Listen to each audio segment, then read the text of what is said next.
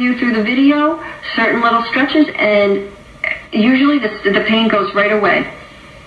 So it's wonderful. It's a stretching DVD. There's an 18-minute...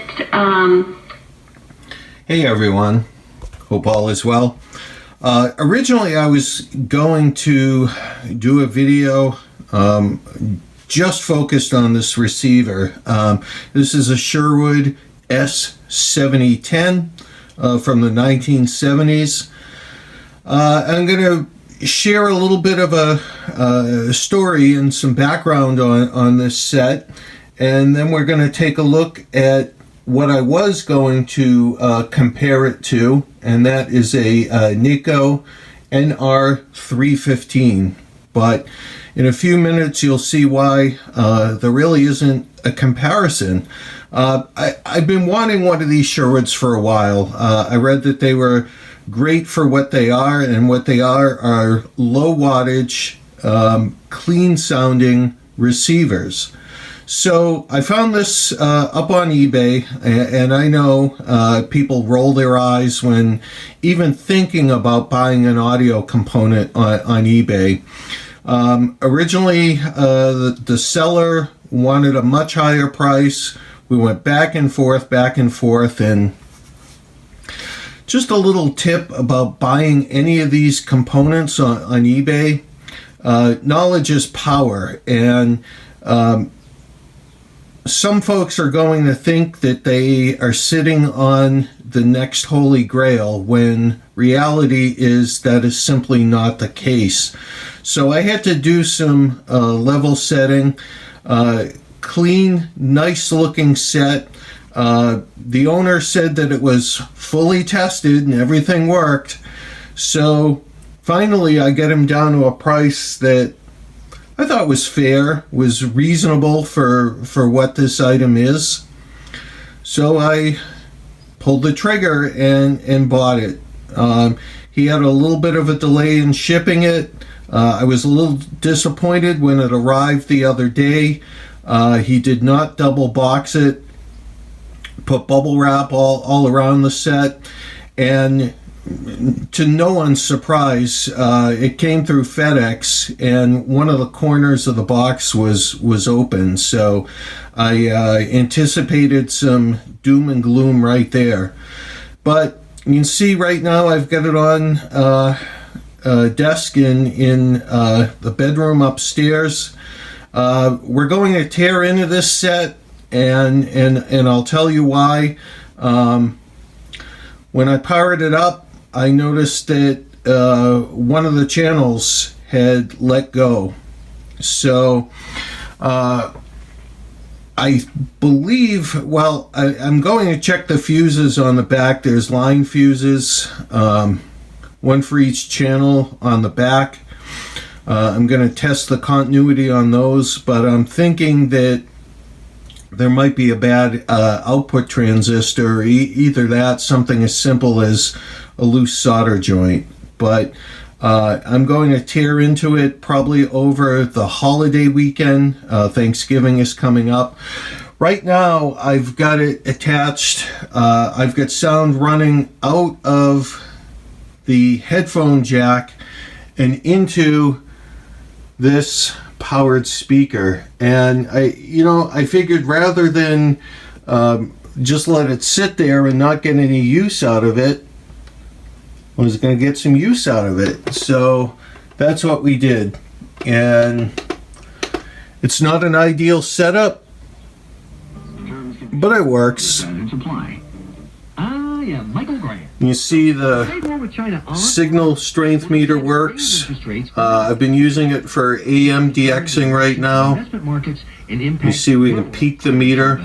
I'm using the Turk Advantage tuned AM loop. You see, dug into our old friend Deoxit, restoration in a can on YouTube, overpriced stuff that works, but you can't have a YouTube vintage audio video without showing some deoxit. So there's your deoxit plug for what it's worth. It's a nice set. It is a nice set. However, it's going to need some work, and it's a very neutral sound. You see we've got our inputs for phono, auxiliary, FM and AM, tape monitor, mono button, Navy SEAL speaks. AB speakers, our headphone jack, bass, treble, balance with left and right. This is a little odd. Loudness is actually the volume control.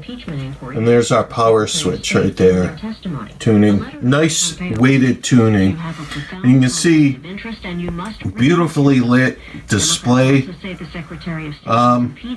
This thing is going to be great once I get it up and running to where it should be, but the next set we look at is going to be kind of a holy grail for me, and the price was certainly right, and that is the Nikko NR-315. Patchy fog and partly cloudy, the low 32 tonight, and tomorrow a sunny day, and it looks like Tuesday as well. Tomorrow high 46 degrees. Get out the t-shirts and the sun blocker, whatever. 33 degrees now in Worcester. So this is my Facebook Marketplace find, and this is a Nikko NR-315. I had a buddy in college who had a Nikko receiver. I always thought they were kind of cool looking and kind of different looking. So when I saw this on Facebook Marketplace, for sale, actually in my town, about 5 minutes away, I did jump on it, and this was purchased from the original owner. So, you know, sometimes people shy away from that. This owner had no illusions that they were sitting on a holy grail. Guys, I got this for $10.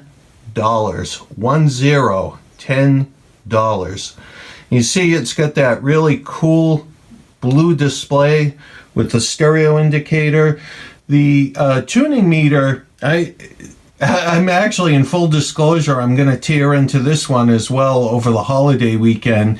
The needle does move a little bit, but it seems to be stuck in that position. It's still useful as a peak meter when I'm tuning FM stations, but I'd like to get some movement out of that needle, and I know how. Once I open it up, I'm going to do a slight tug on the two leads. I guess there's a couple of pins on the back of that meter, and see if we can't free it up. So would really like to get that functional. But we've got our headphone jack, power, bass, treble, balance, volume, loudness control. I know some people freak out about, oh, you should never put the loudness control on a receiver. Guys, it's 10 watts per channel. 10 watts.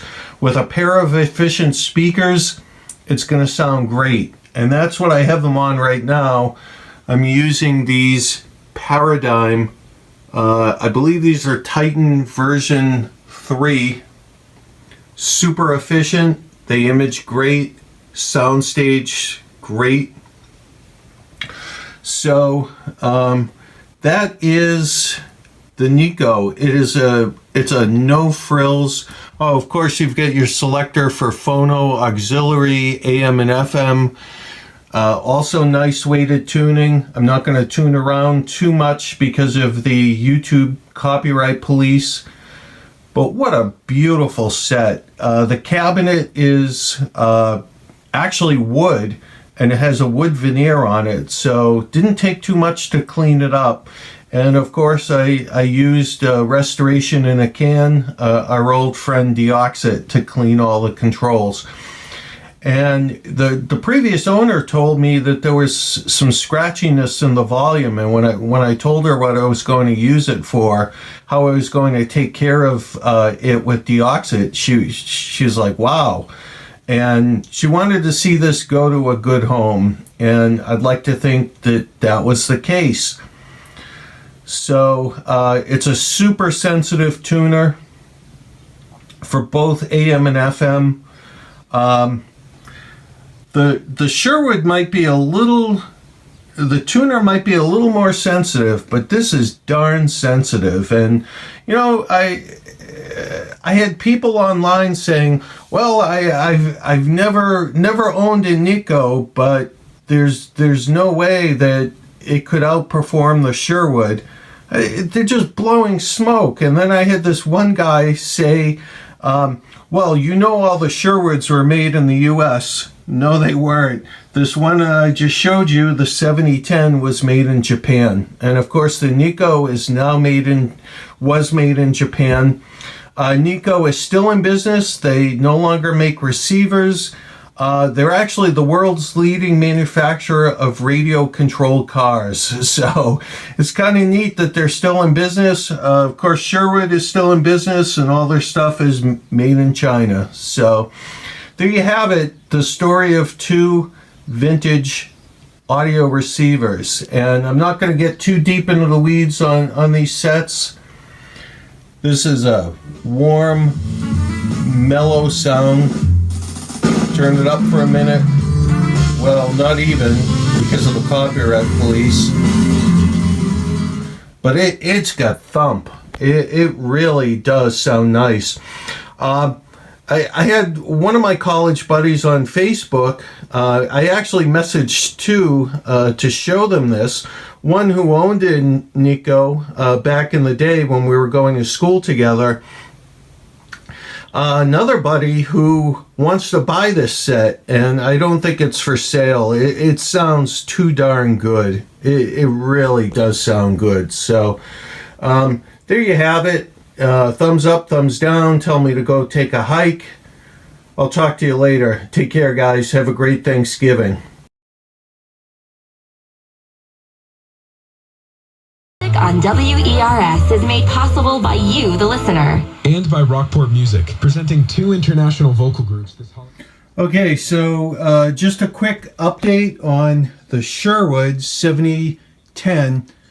And I think we've got the issue resolved. I went down to Home Depot, picked up some 2 amp 125 volt fuses.